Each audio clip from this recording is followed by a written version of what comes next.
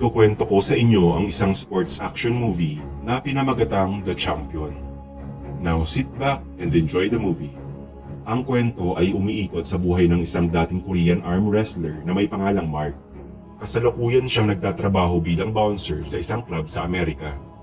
Isang gabi, nilapitan siya ng dating kasamahan na si Kim at pinilit siyang lumaban sa isang arm wrestling match. Hindi si Mark interesado ngunit hindi sumuko si Kim at napapayag din siya sa huli. Pumunta sila sa kabilang panig ng club kung saan ang mga tao ay masayang tumataya sa laban.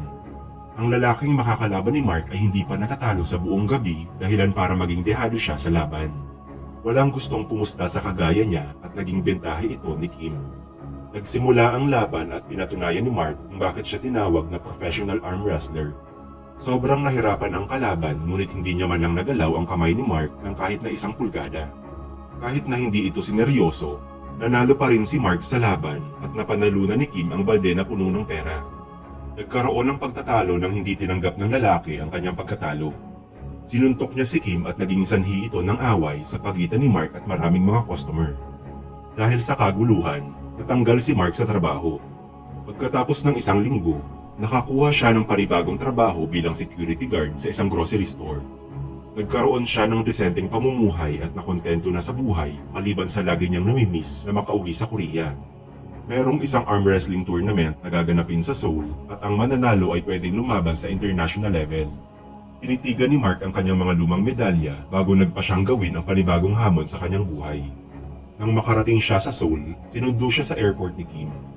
Pumunta sila sa isang restaurant at nag-usap tungkol sa kanilang gagawing plano. Gusto ni Kim na maging manager ni Mark at siya na rin ang bahala sa pakikipag-usap sa mga promoter. Hiniling niyang maging maganda ang kakalabasan ng mga laban, ngunit plano niyang pumasok sa negosyo ng patayaan upang kumita pa ng mas maraming pera. Para dito, kailangan niyang samantalahin ang husay ni Mark.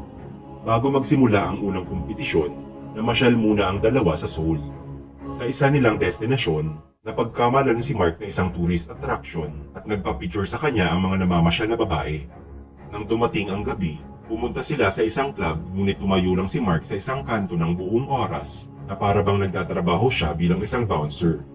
Nang papunta na sila sa hotel, tinanong siya ni Kim kung sakaling gusto niya pang malaman kung nasaan ang kanyang tunay na ina. Sa katunayan, si Mark ay pinamigay at pinaampon sa iba nung bata pa lang siya. Sinabi niya dito na hindi siya interesado na makipagkita kahit kanino pagkat ang lahat ng ito ay tapos na. Binaba siya ni Kim sa lugar na kanyang tutuluyan na kinalabasan ay isa palang love hotel. Naranasan ni Mark ang vibrating waterbed sa unang pagkakataon, ngunit ang bagay na nakaagaw sa kanyang atensyon ay ang isang regalo. Ito ay galing kay Kim at meron itong cellphone sa loob. Nang sinuri ito, nakita niya ang address ng kanyang tunay na ina. Sa isang banda, lumapit si Kim sa isang milyonaryong loan shark na may pangalang Yu at humiling na sponsoran si Mark. Binitin siya ng patiwarik dahil sa pakikipag-usap niya kay Yu nang walang pahintulot.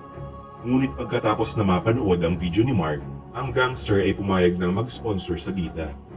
Ang kondisyon ay kailangang manalo at matalo ni Mark ayon sa kanyang utos. Sa sumunod na araw, sinundan ni Mark ang mapa sa cellphone at nagawang makapunta sa address ng kanyang ina. Bago siya kumatok sa pintuan, nilapitan siya ng 2 bata. Dahil sa laki ng kanyang katawan, inisip ng mga ito na isa siyang halimaw kaya umalis na lang siya para hindi sila matakot. Sinabi ng mga bata sa kanilang ina na si Sumi ang tungkol sa bruskong lalaki na nakatayo sa labas ng kanilang bahay. Sinilip nila si Mark sa may bintana at pinanood siyang naglakad palayo. Si Sumi ay nagmamay-ari ng isang ukay-ukay na medyo nalulugi na. Marami siyang utang sa gangster na si Yu at lagi siyang ginugulo kapag may pagkakataon. Samantala, dinala ni Kim si Mark para ipakilala sa mga sponsor at para ipakita ang kanyang kakayahan. Pinakilala din sa atin ang isa pang mayamang sponsor na si Cheng. Kapartner niya si Yu at siya ang tumataya ng malaking pera sa mga laban. Pinatunayan ni Mark ang kanyang galing sa pamamagitan ng pagtalo sa malaking lalaki mula sa Navy. Dahil sa kanyang pagkapanalo, siya at si Kim ay binigyan ng magarang kwarto sa isang 5-star hotel. Si Kim ay nakatanggap ng text mula kay Yu na sinasabing kailangang manalo ni Mark sa unang match, ngunit kailangan niyang matalo sa pangalawang laban. Lumabas sila para maghapunan at binahagi ni Kim ang paksa tungkol sa pagpapatalo niya sa pangalawang laban. Siya ay nasurpresa nang agad na pumayag si Mark at hindi man lang nagreklamo. Sa sumunod na araw, si Sumi ay makikitang naghahanda para sa eskwela ng mga bata. Ang panganay ni si Juyong ay nag-aalala na baka muling bumalik ang malaking lalaki sa bahay. Ngunit nagsuspetsa si Sumi na si Mark ay dati niyang kakilala. Nang pumasok na ang mga bata, nilabas niya ang mga lumang litrato at nahanap ang isa na naroon ang maliit na si Mark kasama ang kanyang ina. Sa labas, muling nakita si Mark ng mga bata. Ang bunso na si Junhee ay excited siyang makita, ngunit nagbanta si Juyong na tatawag siya ng pulis kung sakaling makikita muli si Mark.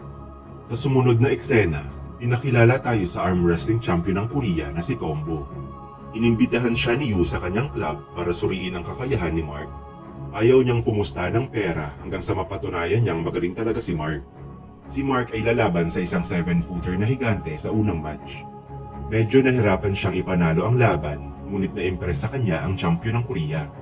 Si Sumi ay nandoon din sa audience para panoorin si Mark. Habang nakabreak, sinubukan siyang hawak-hawakan ni Yu at diniklarang pagmamay-ari ang babae dahil sa dami ng kanyang utang. Nakita ni Mark ang pangyayari at hindi siya masaya tungkol dito. Nang magsimula ang pangalawang laban, sinadya niyang manalo para galitin si Yu. Nang sinubukang igiit ni Yu na pagmamay-ari niya si Mark, tinulak lang siya ng malakas bago ito naglakad palayo. Hindi makapaniwala si Kim sa kanyang nakita at sinubukang pakiusapan ang kanyang boss at pati na rin si Mark. Kanyang na-realize na si Sumi ang rason kung bakit siya trinaydor ni Mark. Dahil sa kanyang galit, pumunta siya kay Sumi at nagtanong kung ano ang kanyang relasyon kay Mark. Sa parehong oras na yun, dumating din si Yu at sinimulang saktan si Kim. Buti na lang ay dumating si Mark sa eksena at mag-isa niyang nilabanan ang mga tauhan ni Yu.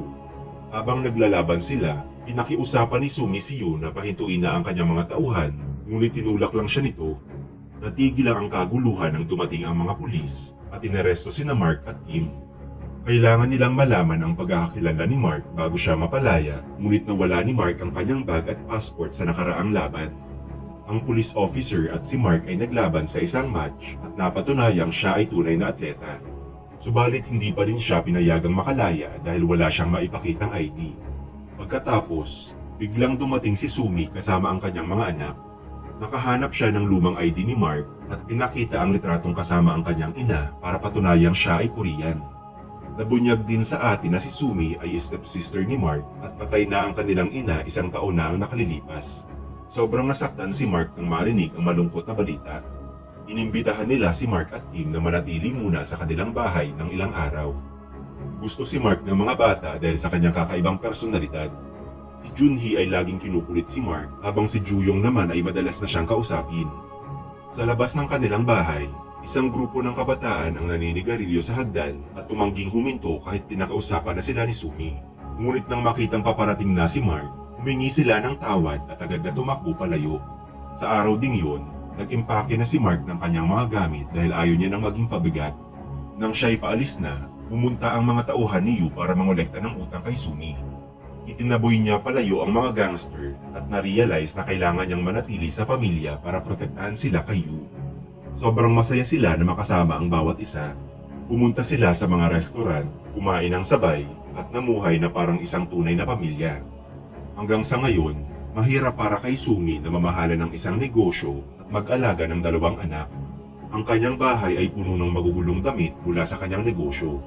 Isang araw, umuwi siya sa bahay at nasorpresa nang makita itong maayos.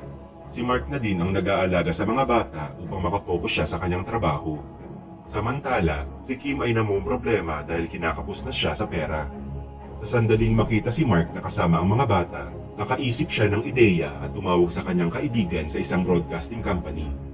Gusto niyang idokumento ang buhay ni Mark upang makuha ang simpatya ng mga tao at para kumita din ng pera. Nag-alinlangan si Mark ngunit pumayag din siyang gawin ito.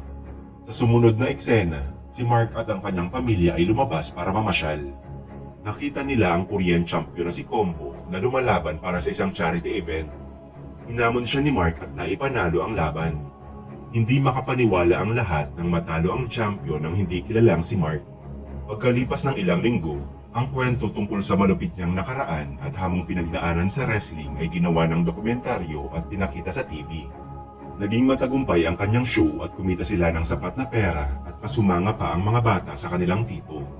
Nang sila'y papunta na sa eskwela, narinig nila ang isang babae na nagsasalita ng masama tungkol kay Mark. Sa sobrang galit, dineklara ni Junhee na dating champion ang kanyang tito at pinapangako si Mark na ipapanalo ang national championship para sa kanya. Sa sumunod na eksena, tayo ay pinakilala sa ama ni Kim na isa ng matanda, ngunit sobrang masipag pa din kung magtrabaho.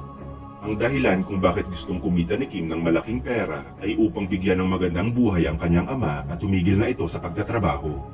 Nang makabalik sila sa bahay, tinawag ni Juyong si Mark at pinakita ang mga email na ginawa ng kanyang ina para sa kanya. Kanyang nalaman na sobrang nagsisisi ang kanyang ina sa ginawang pagpapaampun sa kanya. Nagsulat siya ng maraming email sa iba't ibang address, umaasang si Mark ang makakatanggap nito. Sa kanyang email, nilarawan niya kung gaano kahirap ang buhay noong kasama pa si Mark. Hindi niya na kayang buhayin si Mark at gusto niyang bigyan ito ng magandang buhay. Kahit na siya'y naghihingalo na sa ospital, ang kanyang tanging hiling ay makita muli si Mark upang humingi ng tawad. Nadiskubre din ni Mark na si Sumi ay hindi niya talaga kapatid. Inampun siya ng kanyang ina nang malamang wala itong ibang matitirahan at upang may makasama siya sa bahay. Nabigla si Mark sa nalamang balita at nagalit kay Sumi sa hindi niya pagsabi ng totoo. Sa sumunod na eksena, pumunta ang pamilya sa puntod ng ina ni Mark. Nang sila'y makarating, pinagpaliwanag niya si Sumi sa ginawang pagsisinungaling. Nagpasya na si Mark na bumalik na sa Amerika at tuluyan na silang iwan. Sinubukan siyang pigilan ni Kim dahil sa susunod na linggo na ang gaganaping tournament. Pagkatapos nito, makikita natin ang champion ng Korea na si Combo na nag-iensayo na para sa gaganaping tournament. Ang gangster na si Yu ay umupa ng isang halimaw na may pangalang Kane para sumali sa kompetisyon. Dati siyang arm wrestler at kilala sa pagbali ng kamay ng mga nakakalaban sa kompetisyon. Ilang taon na ang nakalilipas, inaresto siya dahil sa paggamit ng pinagbabawal na gamot para lang manalo. Samantala, nag-ensayo din ng husto si Mark at naghanda ng makabalik sa laro. Dumating na ang araw ng pinakaaabangang tournament. Ang mga bata ay naiwang mag-isa sa bahay at napansing nakalimutan nilang ibalik ang medal kay Mark. Gamit ang palusot, sumakay sila ng bus at bumiyahe papunta sa arena para panoorin siyang lumaban. Nakatanggap si Sumi ng tawag mula sa kanyang kaibigan sa arena at nagmadaling pumunta doon para kunin ang mga anak. Nagsimula ang kompetisyon at sina Mark, Kane at Combo ay napabilang sa magkakaibang grupo. Nangibabaw sila sa laban ng kani-kanilang mga pangkat at nagawang makaabot sa semifinals. Ang walang awang si Kane ay sinaktan ang marami niyang kalaban at nakarating sa final. Ang investor na si Cheng at kanyang mga alipores ay pumusta ng malaking pera kay Kane. Nang makita ang magandang performance ni Mark, natakot sila na baka matalo ang kanilang pusta, kaya inutusan ni Cheng si Yu na gawin ang lahat upang matiyak ang pagkapanalo ng kanilang malalaro. Inalok ni Yu si Kim ng $200,000 para kumbisihing magpatalo si Mark sa semifinals laban kay Combo. Tinanggap ni Kim ang pera at sinabi ito sa kanyang kaibigan, ngunit tumanggi si Mark na gawin ang deal. Mababayaran na nila ang lahat na kanilang utang at matutupad na din ang hiling nila sa buhay, subalit hindi nito mahihigitan ang ginawang pangako ni Mark para kay Junhee.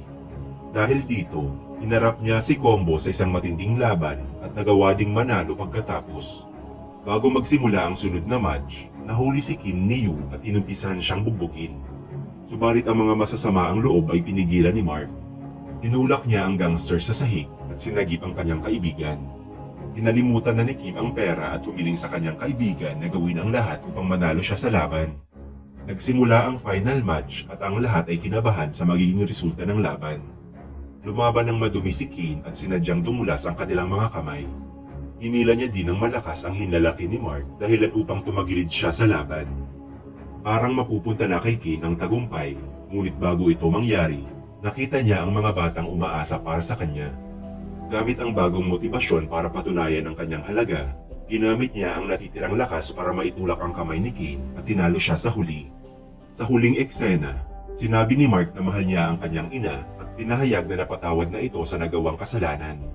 Hindi niya napigilang umiyak habang iniisip ang mga pinagdaanang hirap ng kanyang ina. Ang lahat ay nagdiwang sa kanyang pagkapanalo at nagpasya si Mark na doon na manirahan sa Korea. Sa katapusan ng pelikula, si Mark ay naghanda para sa gaganaping International Arm Wrestling Championship at nangakong magiging #1 World Champion.